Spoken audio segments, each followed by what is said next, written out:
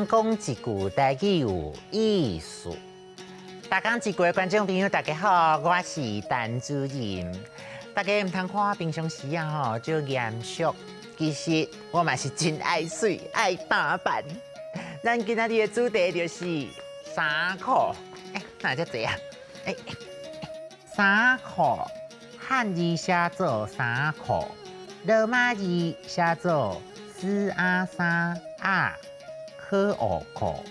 衫第一条，啊第二条，裤第三条。衫裤是衫甲裤的总称，本正是咱人为着保护身躯，互家己袂寒来穿的。即摆的衫裤唔但爱穿着爽快，佮爱好看，对时行，有时啊嘛代表一个人的身份地位。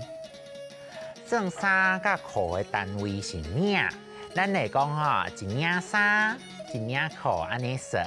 但是足济，放甲规房间，咱来讲一房间衫裤。若放甲规个橱啊，咱来讲规橱啊衫裤。衫上顶悬的所在叫做领，这是手腕，有的衫有紐啊。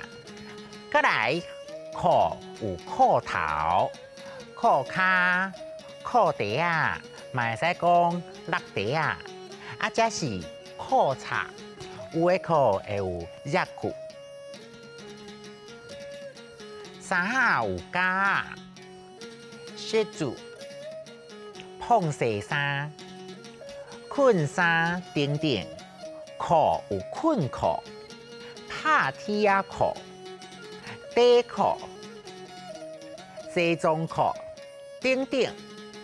咱做学生的时阵定定会穿这种裙，叫做百肩裙。你看我穿干呢，敢有好看？穿衫裤的动作，咱会讲塌衫、晾衫、下裤带、闭裤骹、闭手腕等等。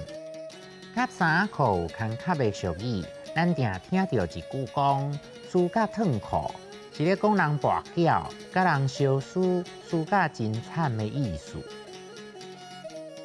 丢衫裤、时行、落地啊、热裤、夹、靴子、碰洗衫、拍铁仔裤、输甲脱裤。最适合家己的衫无一定爱是名牌，穿起来爽快。轻松就足快活。